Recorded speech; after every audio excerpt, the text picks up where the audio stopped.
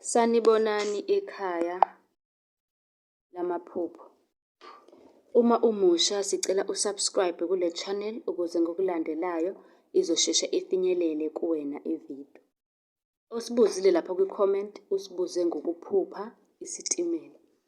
Ukuthi isitimela uma sisephusheni okanye nawe usibona okanye siyadlula sidlula ngomzila, lokho-ke kubika ukuthini?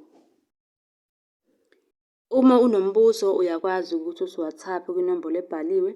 Ikhona incwadi yamaphupho, ikhona insipho yobulongo 100 Rand eyasiza ukugeza idlozi, uvule inhlahla, uthandeke, uthole umsebenzi.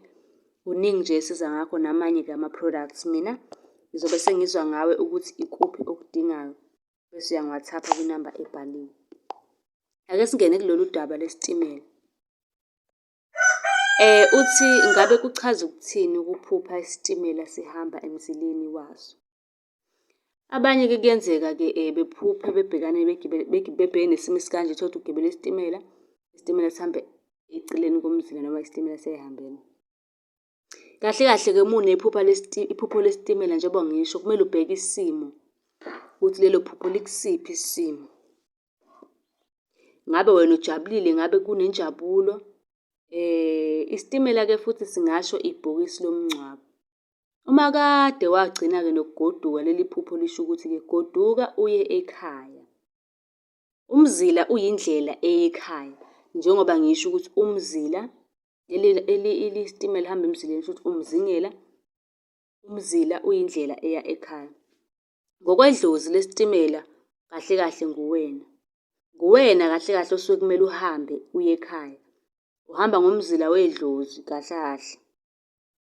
Abanye kuyenzeka uthole ukuthi uyahamba uyothwasa. Leli phupho, ukuphupha isitimela-ke siphuma kujantshi. Kungachaza ukuthi uzobhedelwa izinto uma uqhubeka ngendlela ohamba ngayo noma owenza ngayo izinto. Kwesinye isikhathi kusuke kuwukuthi-ke idlozi liyakuxwayisa. Njengoba isitimela siphumela endleleni nje siya eceleni, idlozi lisuke likuxwayisa lapho ukuthi hheyi, lungisa izindlela zakho, kukhona okungahambi kahle.